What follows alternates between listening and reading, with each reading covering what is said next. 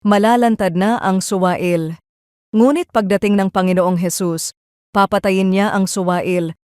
Bubugahan niya ito ng hininga mula sa kanyang bibig at pupuksain sa pamamagitan ng kanyang nakakasilaw na liwanag.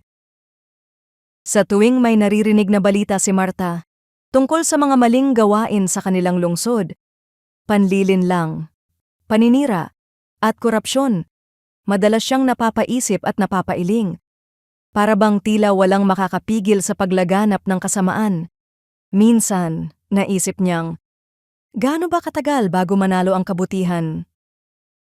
Isang gabi, habang nagdarasal at nagbabasa ng Biblia, napatingin siya sa 2 Tesalonika, 2 kabanata, talata 8. Nabasa niya ang pahayag na ang Panginoong Hesus mismo ang magtatapos sa lahat ng kasamaan sa pamamagitan ng kanyang pagbabalik. Hindi sa pamamagitan ng tao o sistema, kundi sa kapangyarihan niya bilang Diyos.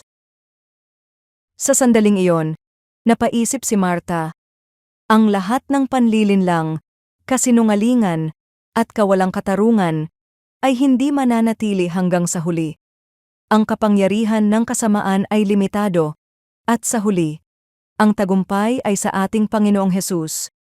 Ang kanyang pagbabalik ay hindi lamang hatol sa kasamaan, kundi tagumpay at katarungan para sa kanyang mga anak. Naunawaan niya na bilang mga Kristiyano, hindi tayo tinawag na mawalan ng pag-asa sa harap ng kasamaan. Bagkus, tayo ay tinatawagan na mamuhay ng may pananampalataya at pag-asa, manalangin, at maging ilaw sa mundong puno ng dilim, dahil ang tagumpay ay nakasalalay sa ating Panginoon, hindi sa sitwasyon sa paligid natin. Sa iyong pang-araw-araw na pakikibaka, paano mo maipapakita ang pananampalataya na ang huling panalo ay kay Kristo, kahit pa parang ang kasamaan ay lumalakas sa paligid mo? Panginoon, salamat po na ang tagumpay ay sa iyo. Sa kabila ng kasamaan at kawalang katarungan sa mundo, turuan mo akong magtiwala sa iyong kapangyarihan at sa katiyakan ng kanyang pagbabalik.